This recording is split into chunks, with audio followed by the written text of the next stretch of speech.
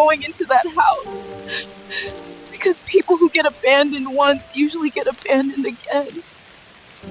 I'm not going to your place. I'm a woman who's been thrown away. Rain. September in New York, it just opens up on you. No warning.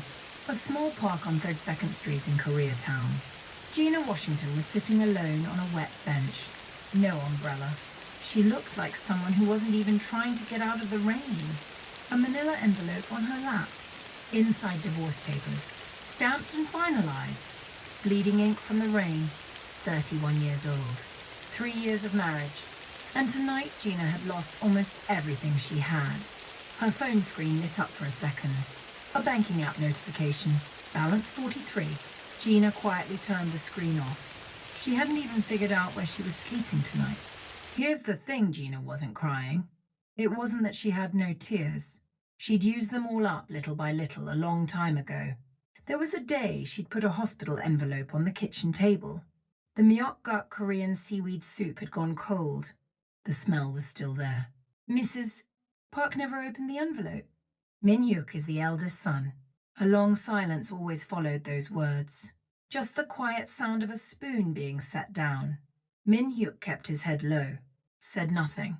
Just once. Be on my side. But Min-hyuk never looked up. Early on, things were different. On a cold winter morning, Min-hyuk had stood half asleep in the kitchen making soup. Gina, you can't be getting sick on me. Back then, Gina thought this man would be in her corner for the rest of her life. That's why it hit so much harder when he wasn't. After the test results came in, the air in the house changed. Mrs. Park started giving Gina these strained little smiles every time she saw her. Don't take it personally. Sometimes that's the cruelest thing anyone can say. Min-hyuk started coming home later and later. Dinner table went quiet. Just the TV running in the living room. One night, Jenna got up the nerve to reach out first. Can't we figure something out together? Min-hyuk didn't say anything for a long time. Then, very quietly, Jenna, I'm struggling too. That was it. Those words were what finally pushed Gina all the way out. The day she signed the divorce papers. The courthouse hallway was weirdly quiet. Mrs. Park grabbed Gina's arm. I want you to know this isn't your fault. Gina didn't answer. She slowly pulled her arm away and walked out alone. Rain falling. Gina walked a long time. No suitcase. No home to go back to. She started typing a text to a friend. Deleted it. Again and again. I don't want to be a burden. Those words never got sent. She kept walking until she stopped at that bench. That's when it happened. A black sedan cut slowly through the rain and stopped. Gina's body locked up instinct. A shadow shifted behind the tinted window. A moment later, the driver's door opened. A man stepped out with an umbrella. His black shirt soaked through. An old scar running across the back of his hand. Tall, but something about him, he looked completely worn out. You're going to get sick standing out in the rain like that. Low voice. Heavy. Gina slowly looked up. A stranger, but somehow not unfamiliar. He had the eyes of someone who'd been losing things for a long, long time. I'm fine. This is just how I am. Nobody's just like this. Gina couldn't say a word. It had been so long since anyone had seen her that clearly, that fast.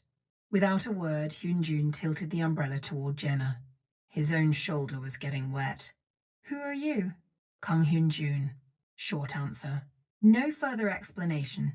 Gina had no idea yet what that name meant in Koreatown.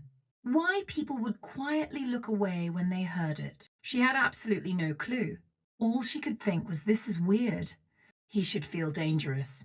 But he just looked lonely. Hyun-jun opened the car door. I'll take you wherever you want to go. Gina hesitated. She had nowhere to go.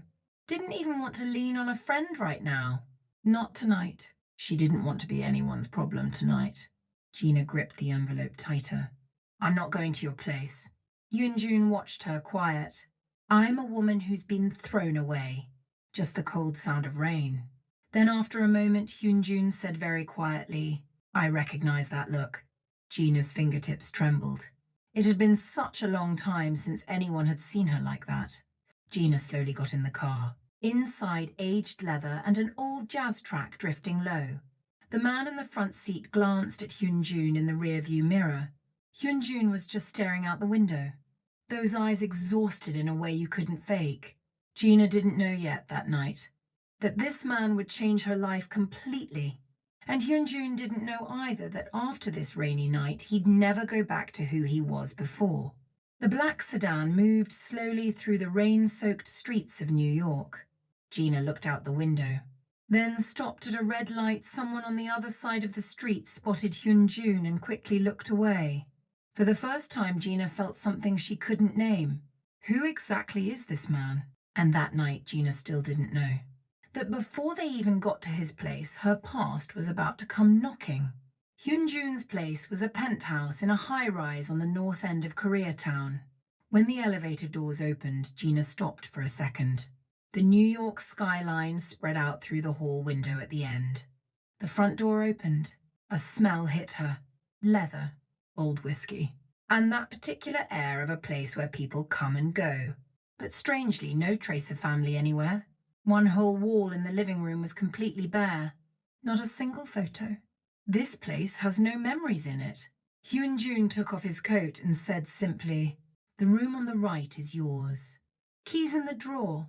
Gina tried to say thank you, but Hyun-jun was already heading toward the study. Something about his back, it looked lonely in a way that was hard to pin down. Next morning, Gina woke up to a smell from the kitchen. Fried eggs, toast and coffee were already on the table. Hyun-jun was already in a suit. Eat something. Rest up. When you've got somewhere to be, then you go. Gina slowly pulled out a chair and sat. Took a sip of coffee.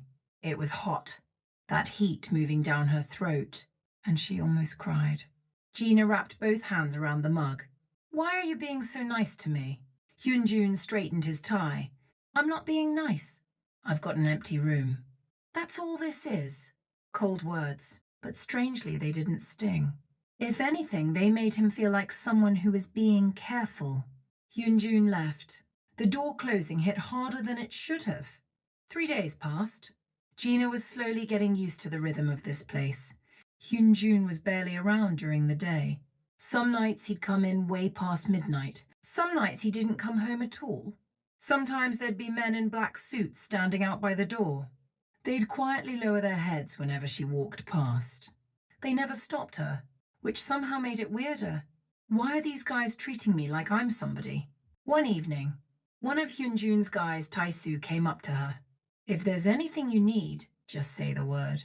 Boss's orders." "The boss?"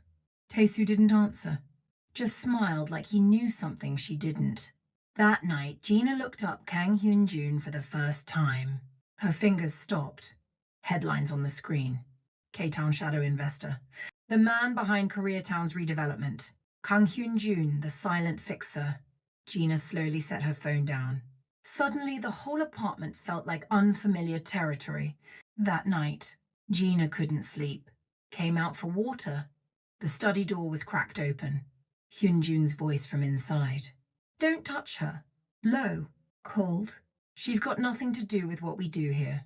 Silence. Hyun-jun went quiet for a long beat. Then, barely audible. "I don't want to lose this one." Gina held her breath. The study door swung open. Hyun-jun found her, a short silence between them. "You're still up? What exactly do you do?" Hyun-jun didn't answer. Instead, he went to the fridge, pulled out a water bottle and handed it to her. "It's late. Go to bed." Those words felt more frightening than anything specific he could have said. Next morning, Gina's phone buzzed. Min-hyuk's name on the screen. She didn't pick up. Twice. 3 times. Then a text came through. Gina finally opened it. "I'm sorry." Then, a little while later, another one. "But I want to be happy too now." Gina's expression slowly hardened. Then a photo. Min-hyuk and a young woman both smiling. The woman was holding an ultrasound photo. Gina flipped the phone face down and didn't move for a long time. Sunlight pouring in through the window. Too bright. That brightness felt cruel somehow. "I'm fine. I'm okay." But the lie of it, Gina knew it better than anyone. That afternoon, Mrs. Park called. Gina hesitated, then picked up. Jaina, did you see Min-hyuk's news? Gina said nothing. See, that's the kind of woman he needs. A woman who can give him children. Gina's hands started to tremble. Don't take it the wrong way. It's not that you're lacking, your body just can't do it. That's all. Gina hung up. The phone slipped off the sofa. She covered her face with both hands, shoulders shaking, but she made no sound. Just then the front door. Hyun-jun. Home. In the middle of the day. He saw her and stopped. Then he saw the phone on the table. The text thread still on the screen. Something in Hyun-jun's eyes went hard for a second. But he didn't say a word. He quietly went to the kitchen, got a glass of water and set it next to her, and just sat there beside her, without a word. That silence felt warm in a way that made no sense. Gina slowly drank the water. Hyun-jun still said nothing. After a long time, Gina finally spoke. I should pack up. I've stayed too long. There's no rush. I'm a burden. To you. Hyun-jun looked at her for a moment. A short silence. If I thought you were a burden, I wouldn't have let you in the car that night. Gina couldn't say anything. Hyun-jun got up, stopped at the door, didn't turn around. I've been thrown away too. A long time ago. Gina slowly looked up, and for the first time she noticed Hyun-jun's fingers just barely trembling. That man was still hurting. Hyun-jun walked out of the room. Gina couldn't move for a long time. A bead of condensation crept slowly down the outside of the glass. Late that night, Gina couldn't sleep, sat in the living room. A sliver of light leaking under the study door. Then something breaking. Gina looked toward the door and thought for the first time, what did this man lose? But she didn't know yet. That in a few days the past she'd been running from was about to show up at this very door. 10 days passed. Gina was out the door every morning, early. She didn't want to keep living on someone else's goodwill. She printed out dozens of resumes and worked her way from cafe to restaurant, door to door. Got rejected plenty. Sorry, we already filled that position. We'll give you a call. She knew by now what that meant. But Gina kept walking. She had to survive. A little cafe on the north side of Koreatown called her in for an interview. Gina was up before sunrise, ironing a white blouse. Stood in front of the mirror for a long time. Breathed. I can do this. I can make it on my own. When Gina stepped out that morning, her steps were a little lighter than they'd been in a while. The September air in New York was crisp. A yellow leaf drifted down and landed at her feet. The cafe interview seemed to be going better than expected. The owner studied Gina's resume for a while. You've done customer service before. Yeah, I worked a hotel lounge. He slowly nodded. Gina smiled genuinely for the first time in a while. But just as she stepped out of the cafe, Jenna, her steps stopped. She turned. Min-hyuk was standing there. Casual jacket, hands in his pockets, playing it off like some kind of coincidence. But Gina knew it wasn't. Hey, you doing okay? Gina said nothing. She tried to keep walking. Wait, I need to talk to you. Her feet stopped. They shouldn't have. But her body remembered before her head could stop it. Min-hyuk moved closer. Same soft expression she used to know. Things have been rough, haven't they? It's been hard for me too. Gina looked at him quiet. What did you want to say? Back then, I was scared. I thought if I went against my mom, the whole family would fall apart. But I liked you, Gina. I really did. Gina lost her words for a second. Then she almost laughed. Even she found it strange that she almost laughed. If you liked me, you should have protected me. Jenna, can't we just... No. Short. Done. But Min-hyuk still didn't back off. Where are you staying? You weren't picking up. I was worried about you. Gina's eyes went cold. Worried? That word had nothing left in it. Min-hyuk grabbed Gina's wrist. Not hard. But the moment his hand touched her, her whole body locked. 3 years and this hand had never once been on her side. Not in the courthouse hallway. Not on the night she sat crying with the hospital diagnosis. Not when Mrs. Park was saying those awful things. Min-hyuk's hand had always been holding only itself. Let go of me. Jaina, just hold on. For the first time, Gina pulled his hand off herself. You are not my husband anymore. Min-hyuk went blank. That's when it happened. Back off. Low. Heavy. Cut right between them. Jaina spun around. Hyun-jun was there? Black coat. Tae-soo standing quietly behind him. Min-hyuk's hand dropped. Min-hyuk looked up at Hyun-jun, like he had no idea who he was looking at. Who are you? Hyun-jun didn't answer, just walked over and stood next to Gina, stepped in front of her. That was enough. Tae-soo moved closer to Min-hyuk, said something to him, very low. The color drained from Min-hyuk's face. Min-hyuk looked at Hyun-jun again, different this time, off balance, scared. Min-hyuk couldn't get a word out. He just looked at Gina once, then turned and walked away. Gina watched his back until it disappeared. Strangely, she wasn't sad, and she wasn't satisfied either. He just felt far away. The fact that this person had been her husband, it already felt like someone else's story. It's over, for real. After a long moment, Gina turned to Hyun-jun. What are you doing here? Had some business nearby. Gina almost smiled. Liar!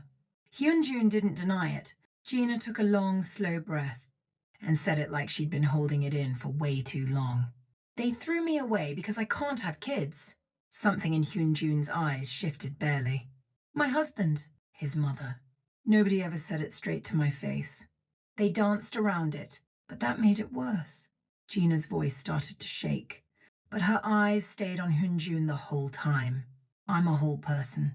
Not being able to have kids doesn't make me less of one. Hyun-jun said nothing, and Gina couldn't hold it anymore. All I needed was one person to say they were on my side. Just one person. That's all? The tears finally came. Hyun-jun stepped in front of her and said very quietly, You're right. Gina looked up at him, eyes trembling. You're a whole person. Nothing wrong with you. Gina's lips shook. You're not the one who was wrong. They were. The moment she heard that, Gina's shoulders completely gave way. 3 years of held-back feeling poured out all at once. Hyun-jun quietly took her hand. Not hard. Not forced. Just a hand that stayed. People passing on the street glanced over. He didn't let go. Not until Gina stopped crying. He was right there the whole time. People are funny like that. The whole world can tell you it's your fault. But all it takes is one person. It's not your fault. Just that. And something in you finds the will to keep going. Gina was starting to understand slowly. Who had been the first one to reach out and catch her? That night, Gina stood at the window for a long time. Down on the street, a familiar car had stopped. Min-hyuk, just sitting in the car, staring up for a long, long time. And just then the study door opened. An expression on Hyun-jun's face she'd never seen. Cold, quietly furious. Gina looked at it and felt something for the first time. This man. He's rattled. Because of me. She breaks for the first time. The diagnosis, the husband, the years of holding on it all spills out on a sidewalk. A man stands beside her.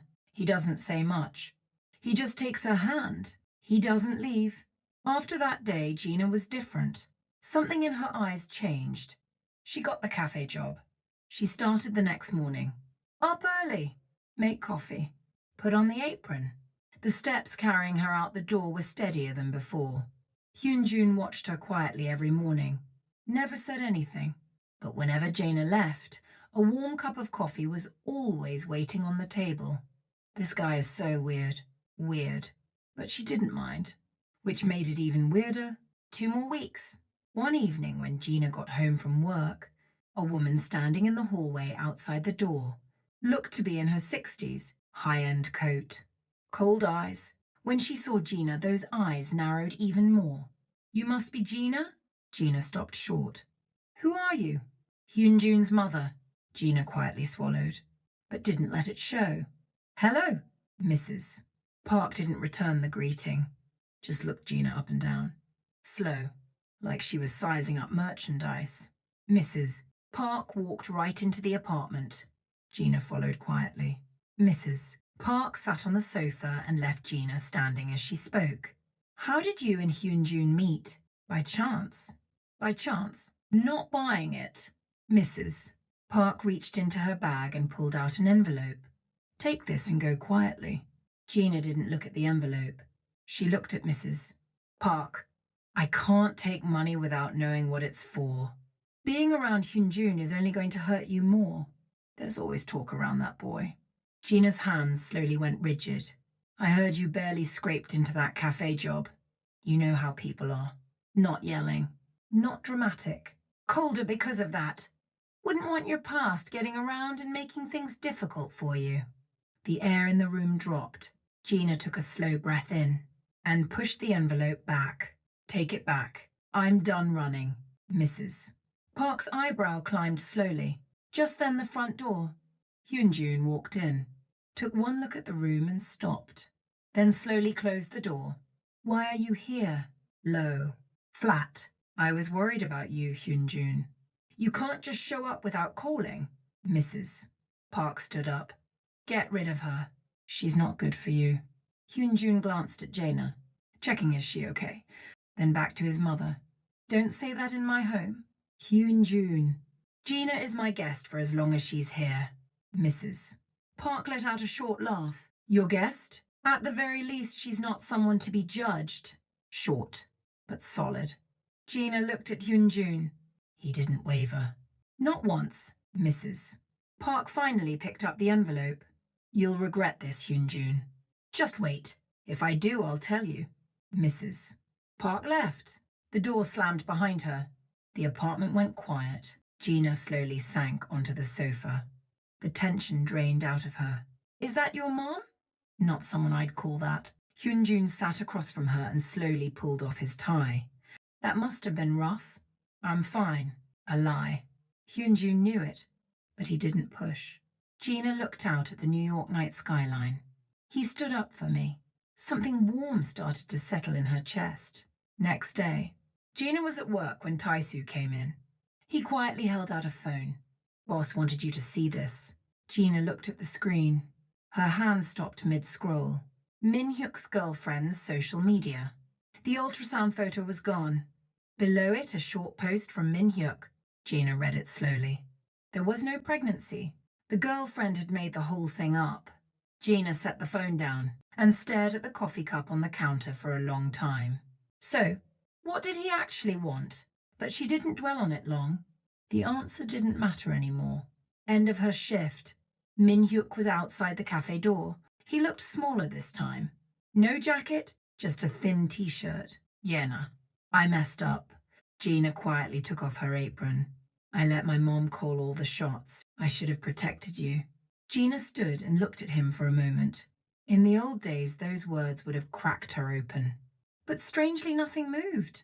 It felt like looking at something already over. Gina picked up her bag. Min Hyuk. I'm okay. Jenna. I really am. Now. Min Hyuk couldn't get another word out. Just then, a car door closing behind her. Hyunjun. He walked over and stood quietly beside Gina. Didn't say a word, just stood there with her. And somehow that was all it took. Hyunjun said quietly. Let's go. Gina slowly nodded. Then looked back at Min Hyuk one last time. Take care of yourself, Min Hyuk. No bitterness. Which somehow made Min Hyuk look smaller than anything else could have.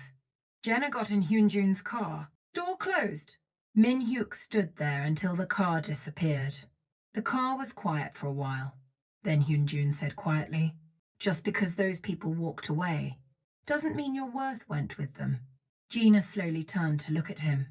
Hyunjun was still looking straight ahead, but the tip of his ear was a little red. Gina looked at his profile for a long time and smiled, very quietly, for the first time in a while. A smile that wasn't forced. That night, Jana was standing alone on Hyunjun's terrace. Then she heard his voice behind her. Yena. She turned. Hyunjun couldn't say anything for a long moment. Then the words came out. There's something I need to tell you. In that moment, Gina knew that this man had been sitting on something just as long as she had. The same kind of feeling. November. The trees along the streets of New York were bare. Gina packed her things at Hyunjun's. This time, it wasn't the kind of packing you do when you're running. Slowly, one thing at a time. 3 months of cafe paychecks saved up. She'd found a small studio, 2 bus stops from Koreatown. Small but big windows. Gina finished packing and came out to the living room. Hyunjun was sitting on the sofa holding a newspaper. Upside down. Your newspaper's upside down.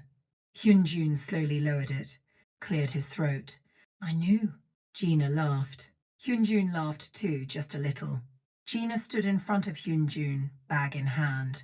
You've done so much for me. I don't think of it that way. Then what do you call it? Hyunjun was quiet for a moment. Then he looked at her. I wanted you here. Gina's breath caught. From that first night, he didn't look away. The man who always kept a blank face. Today he was different. I come with a lot of baggage. So do I. Gina smiled. Hyunjun smiled back. Gina noticed something right then. She'd never seen him smile like that before, easy, relaxed, just that. Gina moved into the studio that day. Hyunjun sent Tae-soo to help with the boxes. Boss could have just come himself, you know. Gina laughed and handed Tae-soo a coffee. Tae-soo took it, a little awkward about it. I've been with him a long time, but I've never seen him smile like that. Gina was quiet for a moment. Because of me. After his mother left. He basically stopped. Tae-soo didn't say more. Gina looked out the window. The November sky was high and clear. He was thrown away too. That night, Gina texted Hyunjun. We should grab dinner sometime. My treat this time. The reply came fast. Tomorrow. The next day, the two of them met at a little gukbap place in Koreatown. Hyunjun still in a suit. Completely out of place in a spot like that. Gina found it quietly funny. Hyunjun didn't ask why she was laughing. Just kept looking at the menu.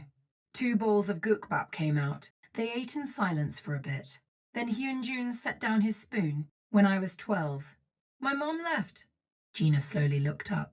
One day she was just gone. No bags. Nothing. Hyunjun's voice calm. But the hand holding the spoon wasn't quite.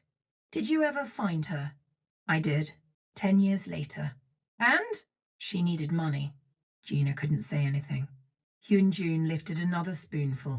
So I gave it to her, so matter of fact, which somehow made it hurt more.